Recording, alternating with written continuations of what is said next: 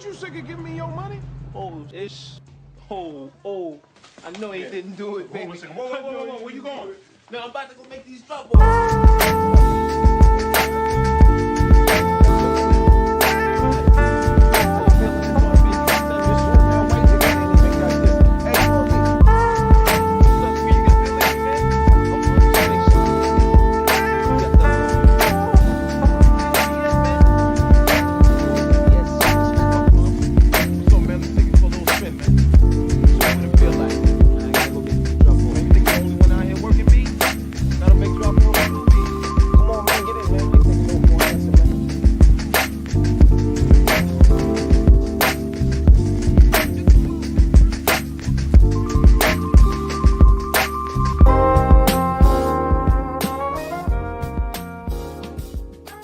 Hello, ladies and gentlemen. This is Bradley DLO Thomas for the Black Currency Podcast. I'm hyped because I actually have a real podcast mic.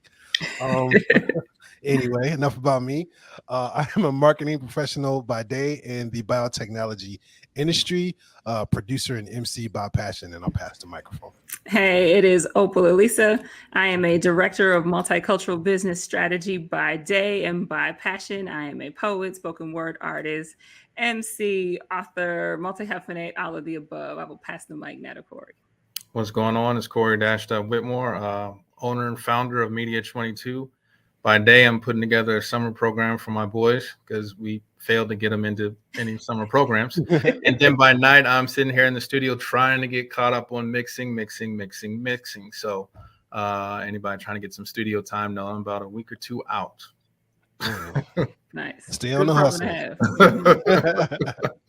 So today we have a very, very special guest. I'm going to call her Doctor because that's what her students call her, because today we about to learn something. She has over 25 years of experience in the educational field. She's a consultant. She is a teacher. She is a mentor. She's currently at university teaching in residency, professor as well. She's won various awards. One of them is the WYCA Madison's Women of Distinction Award, and just tons and tons of if I keep talking about this woman, we will be here for another 10 to 15 minutes of all the accolades that she has earned. But one of the coolest things that I think that she does is she's out to help the future, and she's actually doing things about it. As the CEO and founding executive director of CEOs for Tomorrow Inc., she's doing incredible things. I'm not going to get into everything that she's doing. She's going to explain that stuff to you because we're going to ask her those important questions. And with this episode, like our other ones, I always hold up that notebook, right? We got to take these notes down and pay attention to what she's going to drop on you, because there's going to be a lot of jewels. So without further ado, Dr. Roxie Hentz, please welcome her to the show. Well, thank you. I'm so happy to be here. Hello. Hey, hello. Happy to have you. Welcome. Yes, it is a pleasure. So you have such an extensive journey, just working in business and working in the financial literacy field in many different ways. So can you kind of tell us like what your journey was, like what kind of led you, what sparked you to even have interest to kind of go in this direction? Good question, Bradley. So I have to start with my parents. My dad was born in 1920, my mother in 1928 in Mississippi. Wow. My father went through 8th grade, smartest man I know. And my mother had an associate's degree. But one of the things that they taught us, all of us, was to stay on the grind. In other words, how can you be the best you can be using the talents you have and use that to be the best you can be? And that also related to finances.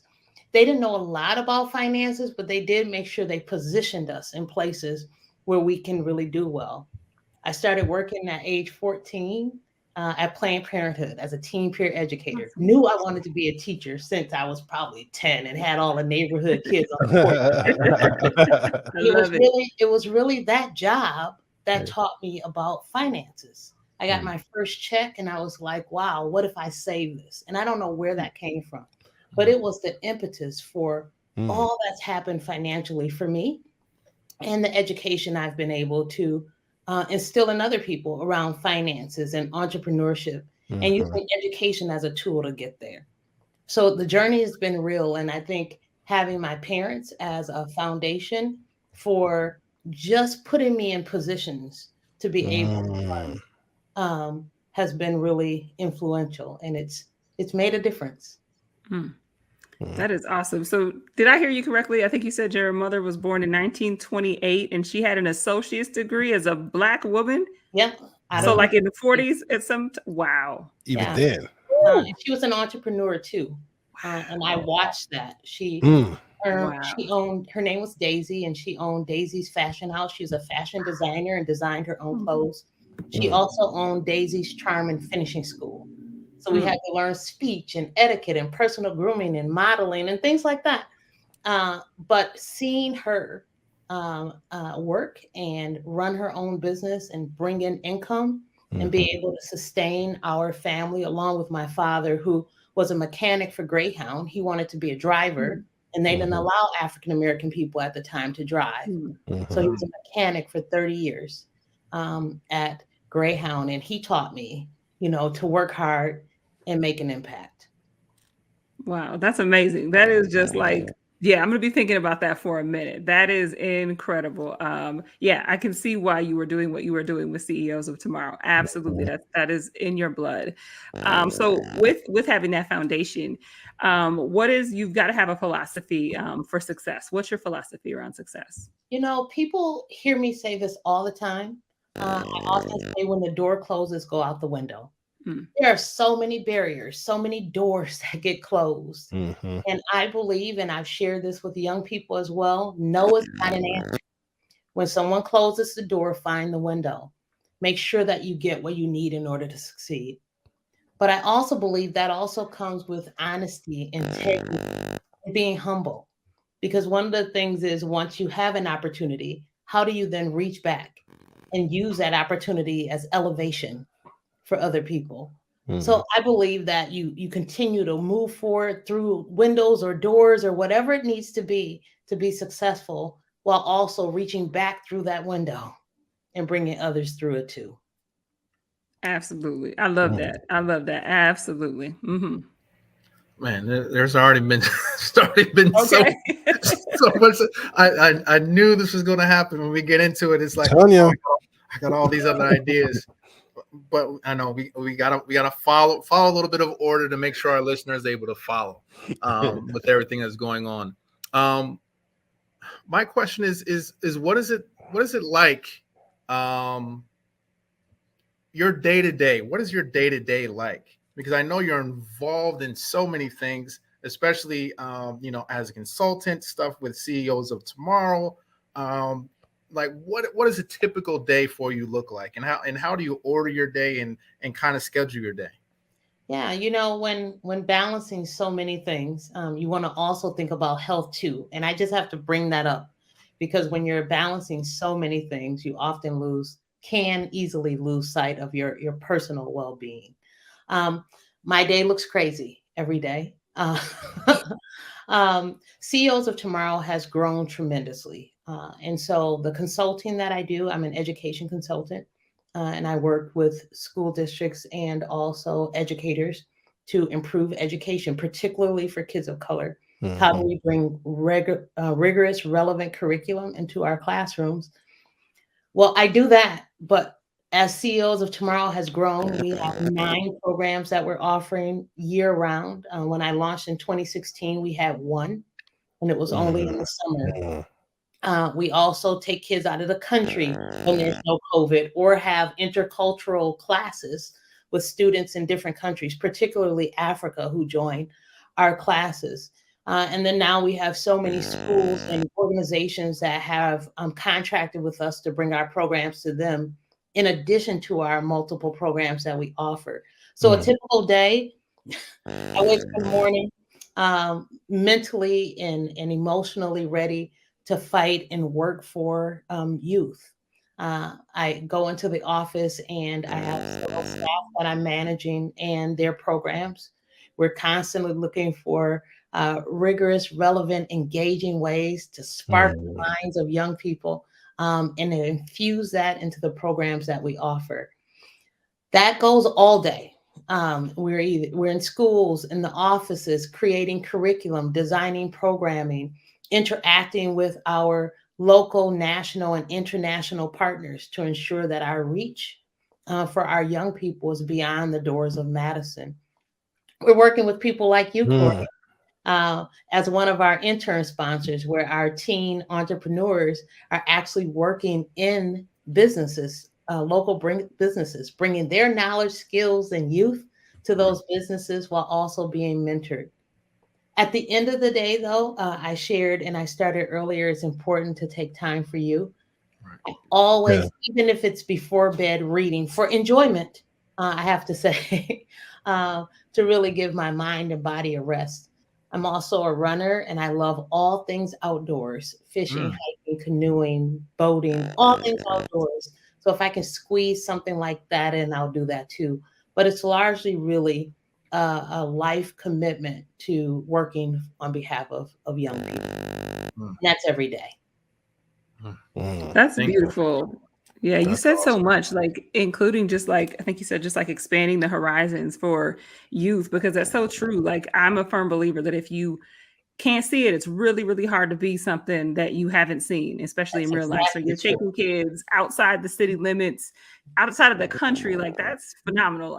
Most people I grew up with did not leave this country yet, right? 30s and 40s haven't left the country. So that is incredible. So thank you for sharing that. And the self-care, especially for Black women. We tend to work, and not do that. So thank you for being a model for that. That's amazing. Thank you. Yeah, awesome. I'm just kind of in awe right now of everything you just said, especially like taking the kids out of the community and letting them see the world like almost like that is so important. In terms of getting into some of these schools and some of these systems, do you think there's certain ways that we could probably get more teachers and principals, administrators more involved in things, or in the programs that you are running? Like, are there certain things that you think could be done a lot better, and how would you do it? Yeah, and that's a good question. I've been in education for 30 years now. Even when I say that, seems crazy. Like, yeah, how can I be that old, right? But anyway, I've been in education for 30 years. And in that time, Bradley, I started teaching at age 22 in the inner city of Milwaukee, African American low income students. In my first year, my students exceeded city and suburban students, and that consistently happened. I was then called to work with a program to bring more teachers of color into the middle schools. And my role was to coach, mentor, and develop them. So they were professionals who were leaving their careers to teach. And what I found during that is that's how we inspire kids, right? It does matter to have people who look like you represented in classrooms. It's critical. I went to school in Wauwatosa. I was the only person of color. And I started in 5th grade, the only one in 5th grade, the only one in 6th grade. When we went to 7th grade, there were 2 of us. We're still best friends today, decades later, right? And what I learned, we had a principal who came, a white female. This was high school now, still in Wauwatosa. And a white principal came, and we learned she had an African-American husband. There were 8 of us in high school, and we got so excited, even though she wasn't Black. She was connected to someone Black. Yeah, for sure. Yes. For sure. Yeah, I understand. It mattered. I understand. Yeah. Kids have to see and know representation matters. Mm-hmm. And it also is just a sense of identity and connection. And it doesn't mean that other people, a white person can't successfully teach a Black child. I've seen that numerous times. But if we want to make sure to hold on to our educators, particularly those of color, that all kids will benefit from, not just kids of color, all kids will benefit from, we have to create a system both in the schools and in the communities that welcomes, values, and validates these professionals who are here. I worked for the Department of Public Instruction. That's all, over all the schools in Wisconsin. My role as an education state consultant was to help close the racial achievement gap here in Wisconsin. And one of the things that is prevalent is, especially in Madison, and I didn't know this until I moved here, It's difficult to keep teachers and educators of color. At the same time, while at DPI, African American students were doing worse in Madison than anywhere in the United States. Worse in Madison than anywhere in the United States.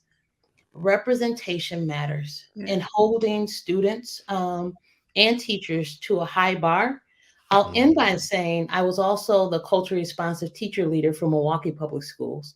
The first in that position, the goal was to teach teachers and administrators how to incorporate rigorous, relevant, and I keep saying that because a lot of times people teach holidays and heroes. That's not, we're talking about integrating rigorous, relevant cultural curriculum into math, English, language arts, science, in all the curricular areas, because that's when kids can relate to it, grow from it, while also increasing the rigor.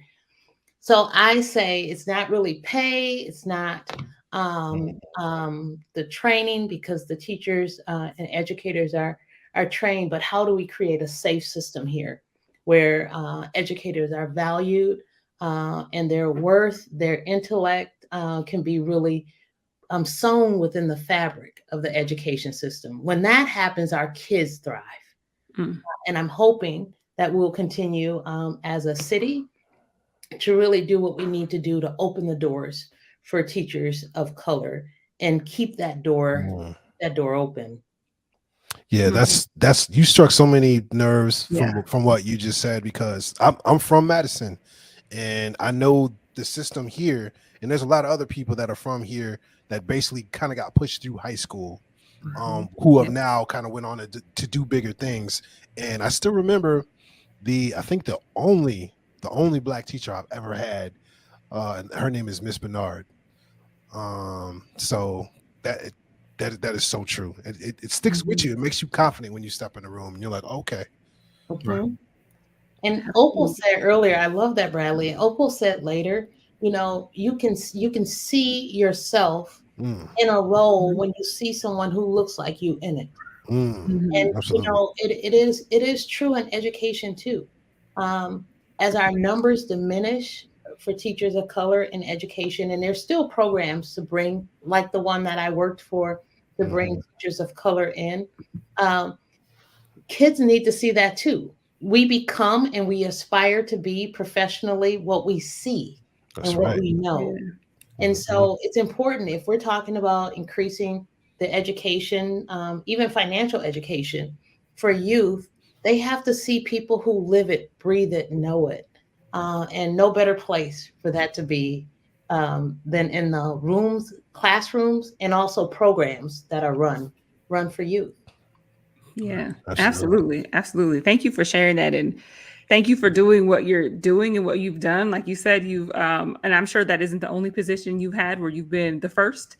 I just see you as somebody who has probably done that more than once. Shonda Rhimes has this phrase of first only different, FOD, and just acknowledging that those people tend to blaze trails, but it's not easy. There's no blueprint for what you're doing. There's typically no peers for what you're doing. So just kudos to you for blazing those trails in these spaces. I, like Bradley, grew up in Madison, had no Black teachers in elementary school, no Black teachers in middle school. And when I got to high school, I had a few. I could tell you, Mr. Jones, Mr. Fields, and Miss Jackson. Now, Miss Jackson had us read The Bluest Eye. She had us read every Black book, and it was just powerful. And it's because there's those people, and that they went to school, right? And so that you can do that too. You can go to college and everything like that. And then we also had the pleasure of having Miss Greer and Miss Stafford and Miss Olson, who were like our minority service coordinators and counselors. And it just made all the difference. And they're not just there in their roles, they also took us under their wing in so many ways. And I still talk to this day, like they have to tell my friends that I like, stop calling me Miss Olson, I'm Michelle. We're only like 8 years apart. But you really do. You see yourself and you know that you can do that, and you've got folks that believe in you. So I can't imagine, you're still touching the lives of youth, but I can't imagine how many there have been within that time from when you started teaching at 22 until now. So just kudos to you. So brings us kind of in, I feel like it brings us into, you know, when we talk about CEOs tomorrow and this concept of social entrepreneurship, because like you said, it's the whole system, it's something bigger. So can you enlighten us in our audience as well on what that concept really is and what it entails? Absolutely. In 2011, I won a Fulbright Distinguished Teacher Award that took me to South Africa to teach at the University of KwaZulu-Natal. And my focus was on integrating entrepreneurship education into K-12 education. And it's required to do entrepreneurship starting in 4th grade there. My mentor said to me, it's not enough to teach children how to open a business. You need to teach them to change the world. And it was while I was there that I wrote my first book for teachers on how to integrate social entrepreneurship into their education. I had never even heard of it, never thought about it. It was 2011. Now it's so popular. Everyone's saying social entrepreneurship. And I see why. It's not enough to teach our young people how to make money, how to have an entrepreneurial mindset. All those things are critical, right? They impact every career. But if we can't teach them how to actually change the world, life remains the same for them. Our students have addressed 46 social issues so far since I launched in 2016. Wow. Of importance to them, from racism to police brutality to homelessness to women's rights, and the list goes on and on. These young people, I believe, if you put a child in front to lead, they will always unwrap their brilliance. And that's what we see with these young people, right? It's important that they know they don't have to wait for us to change something that they know is wrong, that's impacting them, their families, their communities, their friends. They can do it today, including opening a business that not only brings wealth to themselves and for some to their families, but also change the world. We've had one student whose business has gone national. He was on Good Morning America. We've had 2 students who have been on Project Pitch It, which is Wisconsin's television show, Shark Tank. We've had multiple who may not have been on TV, many on radio, TV, things like that. But it's so cool to hear them talk about their issues when they're talking about their business. It's not just, this is how much money I made. And Sure. But let me tell you about police brutality and why my business is addressing it. Let me tell you about racism and immigration reform and what it's done to my life, my family, my community, and my business is tackling it right now. That's strong. If you give that child that foundation now, imagine what he or she or they would be able to do. So that's what we're excited about. And that's why we do social entrepreneurship. It's not just making money, but also using your business also for social good. I got goosebumps when you were just talking and sharing that. Like, woo, yes, change the world. Yes. That's incredible. I mean, our 4th graders are doing as young as 4th grade. Right. Really, really, really excited to see what these young people are doing. I definitely see this. This talk has been long overdue. I actually needed you on another podcast called Pick Up the Mic last year when I was talking with high school students about the achievement gap here in Madison. So we may have to connect on that. I may have to send you some links. But what's been incredible, you know, and I'm sure that the people that are listening are thinking the same thing. Like, you have a way of pulling the best out of these students to really get them to achieve at a high level. I know when I did the podcast for Pick Up the Mic, one of the things that I don't know if it surprised me, but it was something that stuck with me is how quickly the youth now are able to analyze the situation around them and then be able to articulate to you what's happening. I mean, something as complex as the achievement gap, opportunity gap in Madison, you know, these high school juniors and seniors were able to say, well, these are the things that are happening. and here are different ways to try and correct that. And it just kind of blew me away, because then turned into it. I didn't know if we would actually get solutions, but we could at least talk about the experience. What are you finding in the youth that are coming through CEOs of Tomorrow? What is surprising you? What is shining through? Because when we talk about a lot of things, having to do with social justice, some of us are always looking for, well, who are the next group that are going to take that mantle? What are they going to do, and how are they going to do it? And you've given us some examples, but what have you seen in this generation of youth? Yeah, one of the things that immediately comes to mind, although there's multiple things, Corey, as you were asking that question, I got to really briefly tell this story. And this has happened with multiple students. We have no barriers for entry. We don't care about grades, nor do we see them. We don't care about income, nor do we see it. Like, we don't care. We know that all kids, I've said this before, are wrapped in brilliance if given the right situation and the right instructor. That's right. That is true. We've had so many children who've said, and this has been principals too, in schools we've worked with, these are our challenging kids. And I'm like, I wish teachers could see you right now. We've had students who have said, my teacher said I'm not smart, or this is the first time. We run a course that happens on weekdays and it's at Madison College. It's from 9 until noon. And when I started it in 2016, people said teenagers are not getting up on us in the summer, coming to class at 9 in the morning, right, twice a week. Not only were they there at 9, they were there at 8:30, 8 o'clock. One boy one day, because I'm there an hour to an hour and a half early, he was kicked out of 4 schools. His attendance rate was 20%. Oh, wow. 100% attendance. He walked in the room one day and he was like, Dr. Hentz, where you been? I'm like, what do you mean? I've been here 7 o'clock. No, I'm not getting here.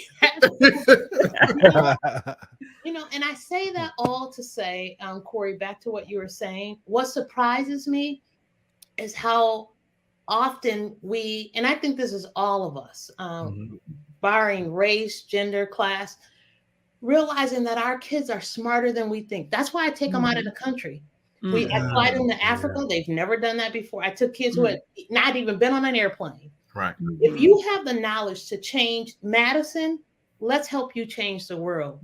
We take them to Africa. They work with orphan teens who are also wonderful and brilliant, and teach them entrepreneurship. And before we leave, they together launch a business for social good that can impact their communities while bringing revenue.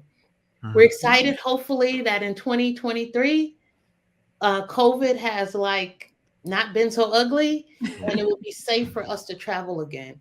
But what I realize with the young people, and what surprises me, is their resilience. Yeah. No matter how many times, and we can learn a lesson from that, right? Oh, yeah. No matter how many times they're knocked down, if you keep telling them you can do it, if you keep telling them you've got it, you're smart, you have it, I'm here, they will get up. Even when that doesn't happen, they will get up and keep marching forward. And that's why I applaud our young people, because they have the depth, breadth, and strength to keep things rolling. And we all can learn a lesson from them. Very much. Amen. Very much. No, that's right. I know in that. life and business. Yes. Inspiring. So have any of your students ever thought about kind of, doing what you do, like starting their own nonprofit and, kind of building out other CEOs or in their own different way? Have you had that happen?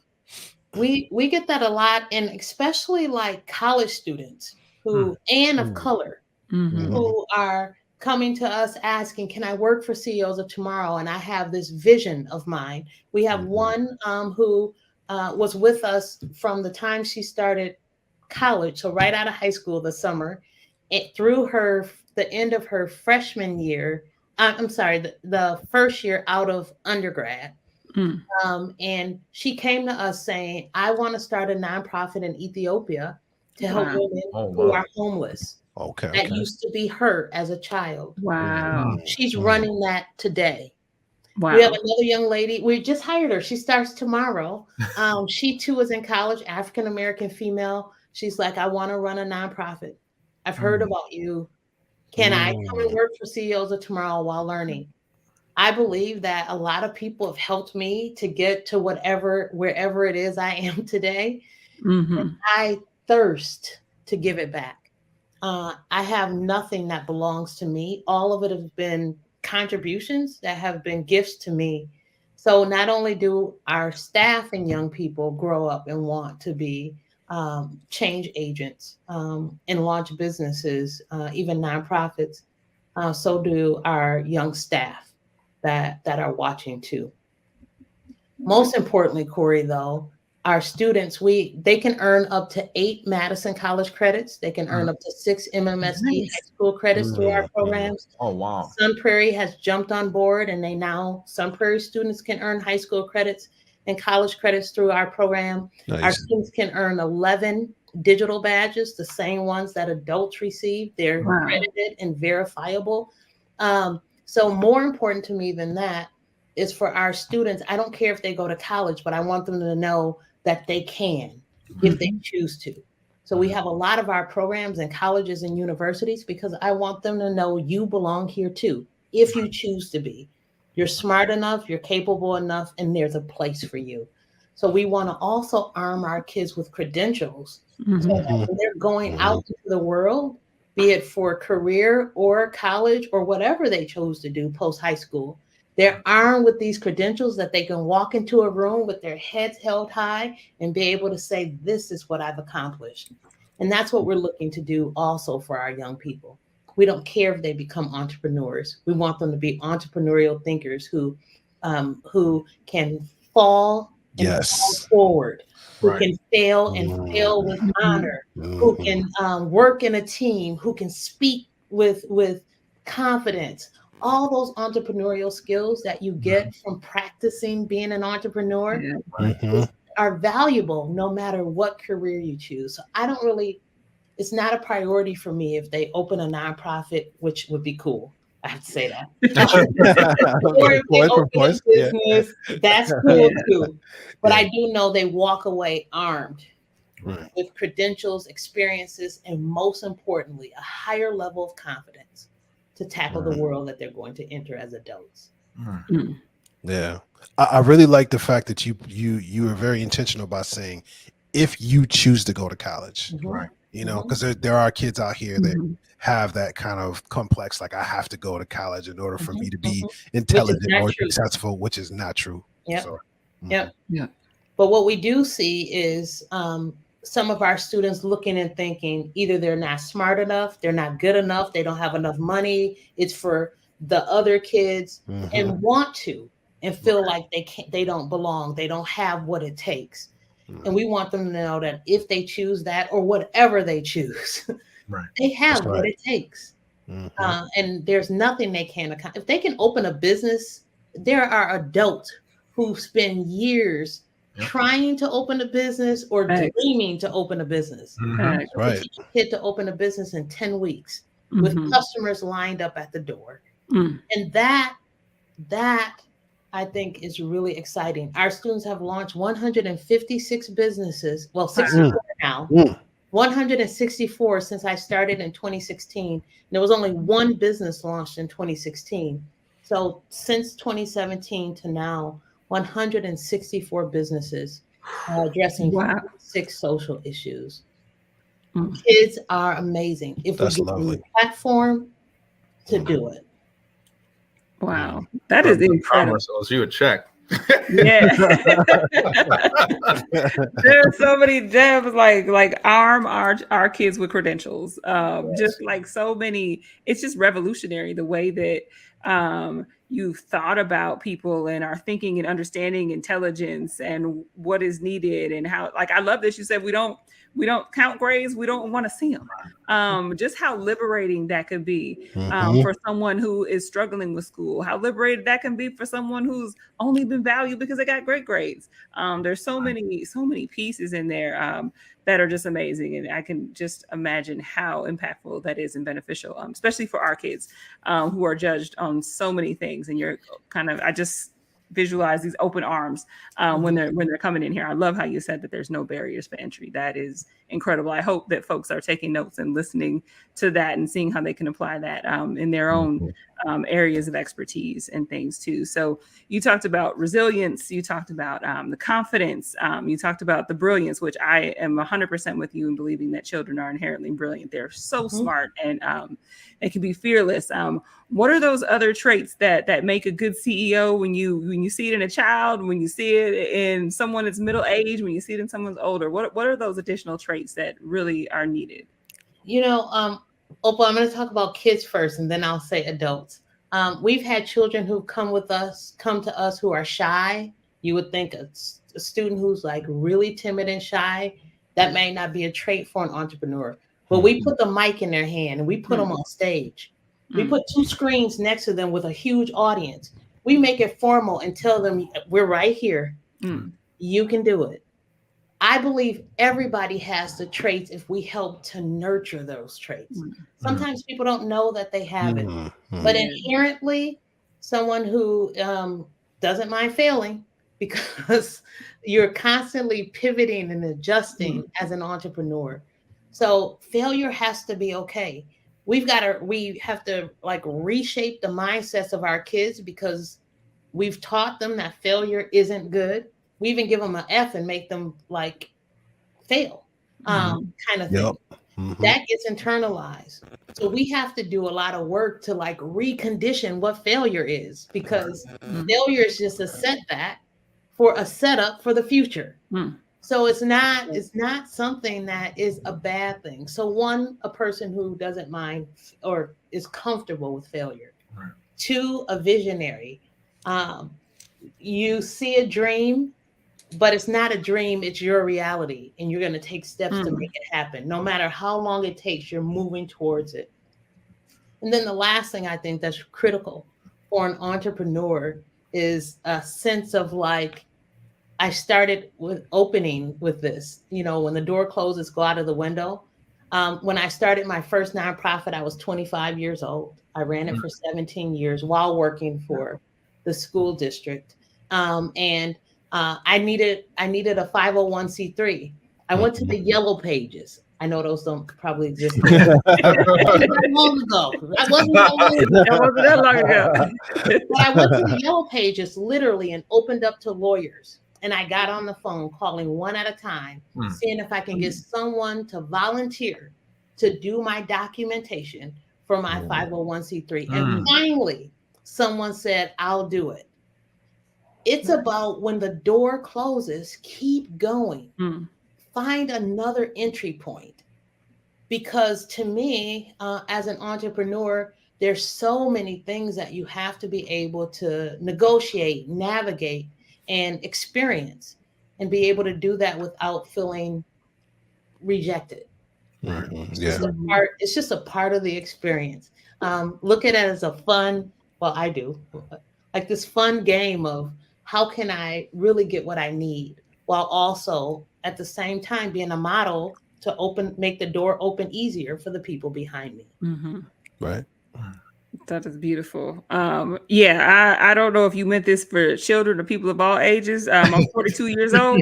When you said you see a dream, but it's not a dream, it's your reality, that just touched my soul. I was like, you know what? That's for me. That's for me. So Boris, thank you. Okay, exactly. That was beautiful. We hear that a lot. We have a lot of folks who come through who are entrepreneurs or who are doing amazing things. And that piece you said about keeping going and also just taking action. Like you got the yellow pages and started calling folks, right? That's something that we've definitely a common theme. So I love that you shared that as well in your story. Man, I can't, it's remarkable how much this conversation feels like, it just feels like my experience in my journey with so much of you, so many of the things that you said. I think I almost did my own CEOs of Tomorrow when I also started my first business at 25. But part of that was because I felt devalued, I felt underutilized, I felt overlooked. And I think part of that motivation was to prove to myself and prove to other people that I could do something and accomplish something. and be Mhm. successful at it. So with everything you just said, I'm like, oh man, I'm 100% right there. It's almost, give me, memories, deja vu. Mm. But I do want to bridge into a little bit of the financial aspect, and Mhm. and I'm glad you mentioned you started your first nonprofit at 25. Mhm. For listeners that may be wanting to go down that road as well and say, you know what, you know, I've been inspired. I don't know how I cannot be inspired by the first 40 minutes here. To say, yes, this is enough to get me over that hump to say, hey, I wanna try and start my first nonprofit. What are some advantages and disadvantages that you found starting a nonprofit versus someone like myself who had started out for a for-profit business? What are some of those things that you've experienced, and some of the things we can make listeners aware of? Yeah, two things, Corey, that come to mind. One, a nonprofit doesn't mean you don't make profit. It's just Right. not profit. The revenue comes back into the business instead of the hands of the shareholders. CEOs of Tomorrow's revenue has tripled or quadrupled every year, with the Wow. exception of COVID. And at that Mhm. time, we stayed level. We didn't I Wow. didn't lose any Mhm. employees, any programming. We stayed level. So Mhm. the first I want to say is a nonprofit is a business exactly like a regular business. The only difference is the revenue and profits come back into the organization. I also want to share, I worked at Cardinal Stritch. They have a program for nonprofit leaders. Mhm. Mhm. Mhm. It's a 9-credit course. I taught the one that was in the middle to teach nonprofit leaders how to run their businesses like a for-profit business. Mhm. Mhm. A lot of times nonprofits are heavily relying on grants and outside funding. And once that funding goes, employees, Right. Yep. programming are X. It's important that you have earned revenue. You can earn your own revenue in a nonprofit. Mhm. So we have multiple revenue streams, including we have impactful creations, their business kits in a box for 8 to 14-year-olds. Nice. Fun. Mhm. Everything they need, including a 41-page book to walk them through. We have 4 different business kits, a homemade gummy animal business, and they do logos and marketing and pricing and packaging and all of that, and everything's in the box. We have a homemade cookie making and decorating business, a homemade candle and homemade lotion. Wow. That's revenue that's coming into Mhm. our organization. Mhm. Yeah. Also have, and again, Corey, you would be familiar. We also have our internship program, and our intern sponsors pay a portion of the fees.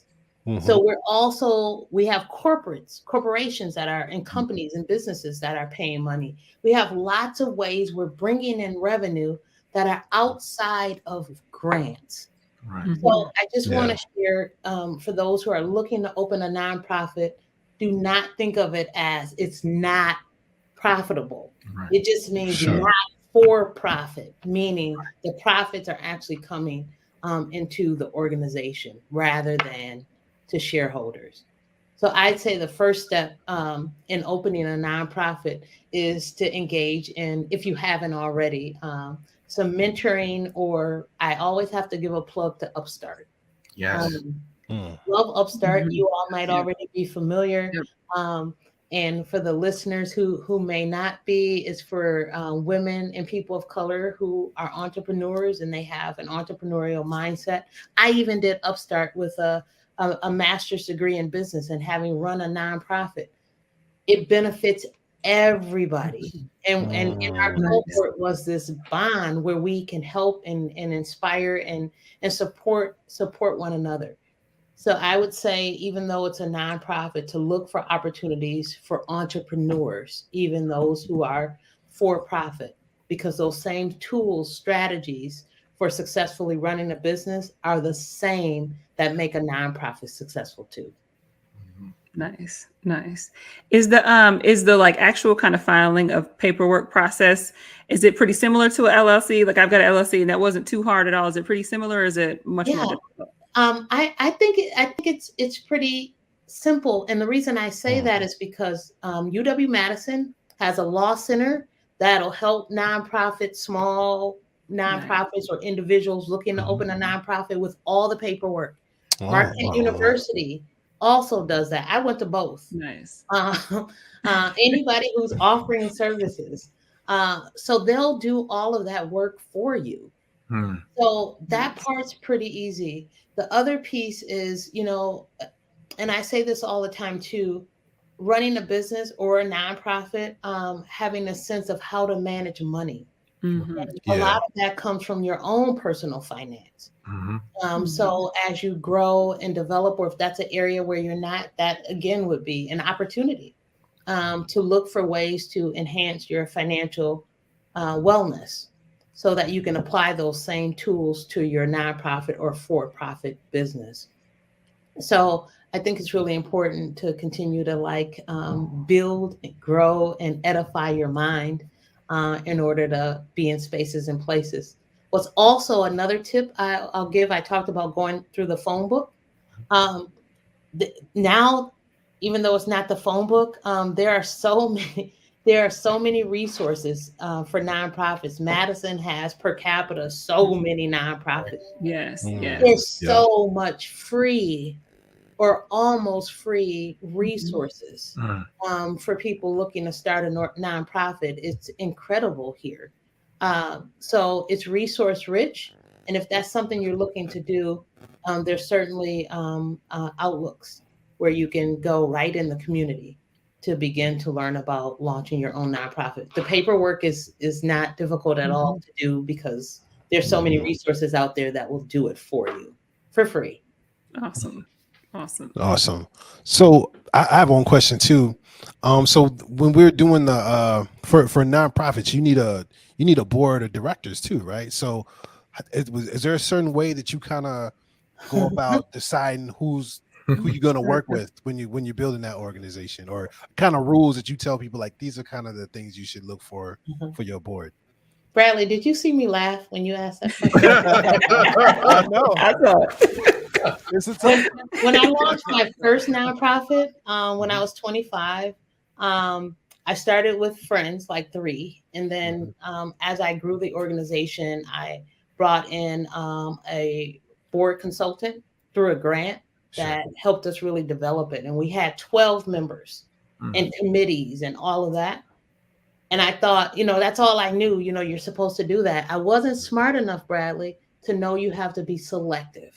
So one of the people who we brought on our board was a philanthropist for a hospital. And we're like, yay, philanthropist, hospital, yay, they're going to bring money in. He was a saboteur. And really, not only did he not bring money in, which would have been okay, but he brought angst and discourse, and it was terrible. I learned from that. So CEOs of Tomorrow's board is different. One, you can only be on it if you volunteered in CEOs of Tomorrow. You've had some kind of relationship and impact with the organization. Right. We're not looking just to fill seats. We're looking for commitment to our kids. We also know that your status doesn't directly impact your work on the board. Thanks. How much money you have and what your clout or your position is does not dictate success on a board. We're not looking for names. Amen. Woo! You should say that again. People who, number one, do you value our kids? That's why you have to volunteer for an extended period of time before you can even be on the board. Because if you care about kids, you will care about our work. If you care about our work, you'll raise funds, you'll show up at meetings, you'll do whatever you have to do because you believe in the mission. Right. That's how you join our board. We had a gentleman who moved to Madison and he heard about CEOs of Tomorrow. He called and he's like, I have a bunch of, talent. I have a bunch of background. I have a bunch of, And I immediately said, in order to be on the board, you have to volunteer for the organization. He said, I'd be happy to volunteer. He volunteered 9 months. Amazing. We just brought him onto our board. We know he can relate to all the board. We're largely a board of color because I believe representation matters. Absolutely. It matters on Absolutely. staff. It matters in the board. It matters everywhere. Representation matters. And he gets it. He fits well. We just brought on another board member just recently. We have a board handbook. We also have board tracking sheets. So here are the expectations, and we're tracking if you're making those expectations or not. So everything's a lot more organized. And there's processes for coming on the board, how long you can be on the board, what your roles and responsibilities are, how you contribute to the board, that I didn't know when I was younger. I just was like, ooh, 12 board members. Right. And now we're super selective because our kids matter. And if they really matter, we're going to be smart about who we're bringing on board. Absolutely. Both as staff, and we work hard there too. Yes. As well as who we're bringing on to sit behind those board seats. Absolutely. I'm so glad that you said that and just dropped those gems for the last few minutes here, because it has become something that I've seen on both sides be done for the wrong motivation, where you've got people who are looking to pad their professional portfolio with a board seat, board membership, looking to say, I have a connection to the community, even though I don't. I come somewhere and I sit and I listen for once a month, and I call and go home. Or like you said, the nightmare situation with the saboteurs. I've been close to that recently too. So to hear you say that selective piece, I truly hope that folks, especially in Madison, because we do have, as you said, so many nonprofits, are listening to that, right? And being selective as you are, and thinking about those motivations and putting the time in. That's the piece of it. Like you said, if they care about the kids, they're going to care about the organization continuing to grow and continue to be there, and the representation piece just being there too. It's something about knowing and being in the shoes that those kids are in now, that is going to help guide much better than someone else can. So I hope that echoes and echoes and echoes to folks, because I think board membership, at least in my experience, I've seen it unfortunately being taken lightly, and that passion isn't there. That passion is there in an interview to get the spot, but then it leaves. So I love that you were selected. I love that tracking piece, because things do change over time for people, right? And being able to see that this has to be something that's a benefit to the organization and the person. And as you said, that changed the world piece. So important. So yeah, I just have to put an exclamation point on that, because that needs to be said again and again. So thank you for saying it. I agree. And we also respect that these people are volunteering their time. They have families and other commitments. And we so appreciate the time and energy that they put into CEOs of Tomorrow. They're volunteering. They're not employees, and they're not being paid. So I just want to make sure I say that too, including the gentleman we just brought on. He is a person of color. And not that we have white board members too who are very passionate about this work. But I do want to say, as we're talking about nonprofits and thinking of board members, to remember that they're volunteering. And they have lives and families and stressors and all the things that we have, and to try to create a family, so that, they know we care about them. Not just their time, their money, we care about them too. Right. Well, are there any things with CEOs of Tomorrow, any programs that you have not yet told us about? And we're also interested in the future. What are the things that are going to be coming up for CEOs of Tomorrow? Yes, absolutely. Well, we have lots of programs. So our academy is starting in July. Half the students are from Gambia. It's virtual. Half the students are from the United States. They're taught entry-level college entrepreneurship and business course. I teach that course. I don't teach all of them, so it's great when I get a chance to teach. That's coming up. We offer scholarships too for that, because it's a college course. So the large majority of our students either are on partial or full scholarship. We don't charge a lot. But for those who would benefit from scholarships, we do have them. And that starts in July. What's really cool about it is they get to learn with kids from different countries. Yeah. That's so Yeah.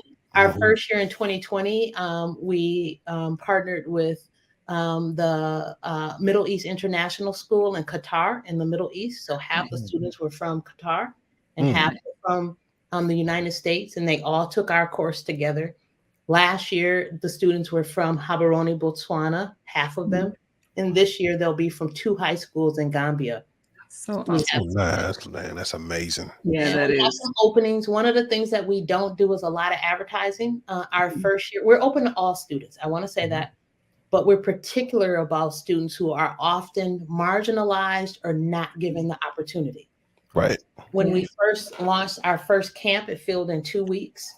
And we have a camp too for 4th through 8th graders. Nice. So if you have a little kid who's looking to like roll up their sleeves and launch a fun business and make money and make a difference, that happens this summer as well. And registration's open.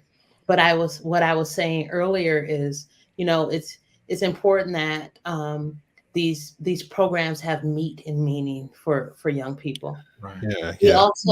also have we've launched our financial wellness education program. CEOs of Tomorrow was asked by the city to create a financial wellness guide for all youth organizations.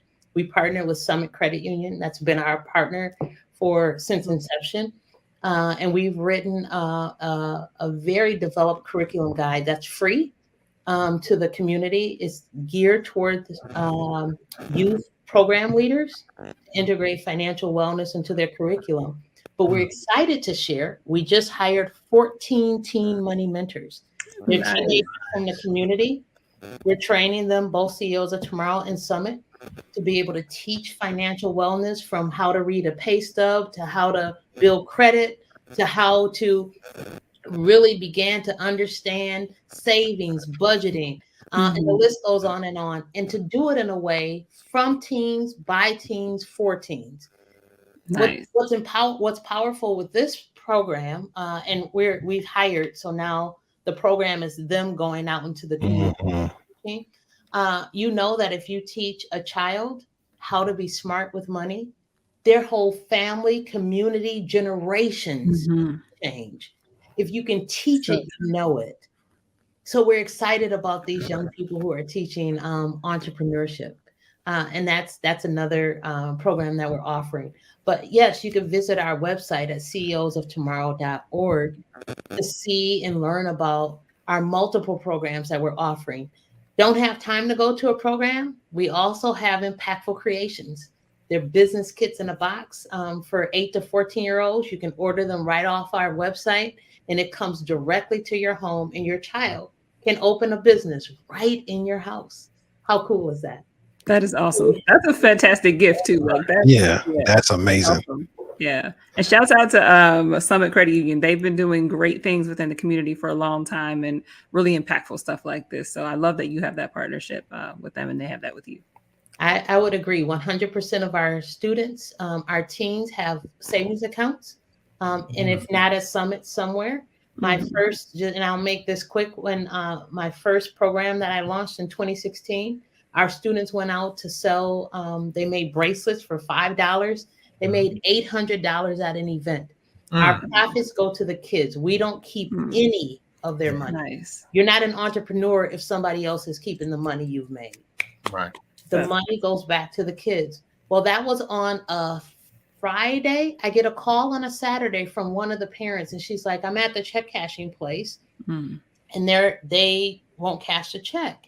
Now, I don't know if you're probably aware, check cashing places are predatory lenders. Yep. In the communities of poverty, havoc on our poor families. Yes. It was at that moment where I said, I'm not giving another child money until I teach financial literacy and how to have a secure bank account. Right. Where they're not charging you to cash a check. That's where right. they're not gouging you with high interest rates. That's right. Where you can keep your money in a secure place. So 100% of our teens, maybe not when they come to us, but very shortly after they start a program with us, if they're getting money from us, we're also enhancing that experience by making sure they have a savings account. And oftentimes, if they're working for us, we have many programs that they can actually earn wages that aren't entrepreneur, but entrepreneurial. They all also are learning financial wellness and earn a financial wellness badge when they demonstrate proficiency. Nice. Powerful. So impactful. Yes. That's powerful. Yes. I love what you said. Just if you make the money, but you don't keep the money, you are not an entrepreneur. Right. Exactly. Exactly. And It's if we very look important. It's simple, if we but it's look so at important. us too, that's true, right? It doesn't matter how much money you make. Mhm. If you don't know how to manage the money you make, Yes. even if you're a millionaire, 100%. you know millionaires who are bankrupt. Yep. You don't know how to manage the money that you make. Hence why we're teaching them about managing their money and also paying themselves first, so that they can begin to really understand the value of the dollar and how you can use that to really propel yourself. I bought my first house when I was 22. Wow. Same process and strategy, thinking about how do you use this dollar, even if it's a little, to go a long way for yourself, and how can you use it as an investment to your future? And that's really important for all people, particularly young people, to learn. Absolutely. Wow. For those listeners that are joining in just in this episode, I would tell you go back to episode 1, money management, followed by episode 2. Correct me if I'm wrong, but that was credit and predatory lending. Yes, sir. Yep. So make sure to. I'm gonna have to go back, Corey, and watch those.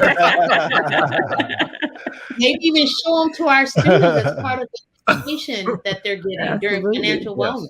That would be great. That would be great to plug that in. That would be incredible. Yeah, absolutely. So as we close every podcast, we are always looking for new material, new reading material for our readers. I'm a reader and listener, so Audible material as well. What do you have a book or 2 books that you would recommend for our audience to check out? Yes. First, I'm going to say Good to Great. I use that as the impetus for my dissertation. Good to Great focuses on all of these businesses that have withstood the time, and they got better over time, decades, and they get better and better and better. And I use that because one of the things that I noticed, there are nonprofits too, which was my research, that got better and better and better. They went from good to great. I love that book because it sets out a model for what one should do to really think about, like, this is my vision and it seems good, but how can I make it great and sustain that greatness? I do have to say also, you asked about books. Every night since I can remember as a child, I read for fun. Because you have to give yourself an opportunity to just, I know it's almost like going to the movies every night, right? Yeah. But so when you asked about books, I immediately started thinking in that realm. But I'll share one other, and this isn't like a big, everyone is familiar with this book, but Becoming was very inspirational. Yes. And I know that's a very common book, but I just want to plug it again because it's like a humble inspiration where as you're reading it, you see that it's not designed to like inspire you. It just does. And I think we all have that in us, right? The ability to be ourselves and be an inspiration. Don't have to work hard for it, right? People can see it. That's just true. by being your authentic self. And that's what that book shows. Your authentic self is good enough. And it's the best self you have. And why not dust it off, sign it up, and put it up there. Perfect. I love you. You are an inspiration. Oh my goodness. Thank you for these gems. Absolutely. I appreciate man. Y'all, we learned there was so many jewels in this episode. Thank you so much. Also, too, for the listeners, if y'all young, you don't know what that yellow book is. It's a huge book full of phone numbers. Free. You see it for free. It's like, man, we're You used to much put more it on your green now. porch. Yep. Right. Yeah, we're a This little has more been green an now. absolute pleasure. And I just want to, I don't want to close without saying, having this podcast, particularly Black Currency, and you all, the impact it has on the community, the listeners, even the listeners who take the information that they hear and share it, is powerful. I want to commend you, all three of you, for this, Thank you. because it is Thank you. changing Thank you. the world. Mm. And it means something, and I want you to know that you're greatly appreciated. Mm. Thank you. That means the world right there. Man, Yeah. that meant a lot. There's no better way to end it. No better way. than No. that. We do want to make sure to plug one more time for our listeners, CEOsoftomorrow.org. Make sure to visit that website. If you have young people interested, and you heard, no barrier to entry. Just come in and learn financial literacy and learn about the process of creating your own business, entrepreneurship, social entrepreneurship. Mhm. Also, those financial wellness tips, make sure to check those out as well. CEOsoftomorrow.org/financial-wellness. So you'll be able to check that out as well. You will be able to check out this episode again on myradio22.com/Black Currency Podcast. And we will have the video as always up on youtube.com/radio22. So from all of us, first to I gotta say the doctor. Yes. I almost feel bad if I don't say doctor first. Dr. Roxie Hentz. Mhm. Thank you so much for taking the time and being a part of this podcast. We enjoyed it so much, and I know our listeners did as well. Mhm. Thank And you for- so much. It has been an absolute pleasure. And thank you for inviting me. It's been wonderful. All right. And for Thank our you. listeners, hey, make sure to go back. Like we said, episode 1 and 2. Make sure to check those out if you haven't. But yeah, make sure to rewind this back. And until our next episode, everyone have a great one. Bye. Take care. Take Hey. care. Peace. Peace. Peace. Peace. Ain't you sick of giving me your money? Oh, it's. Oh, I know he didn't do it, baby. Whoa, where you going? No, I'm about to go make these drop balls.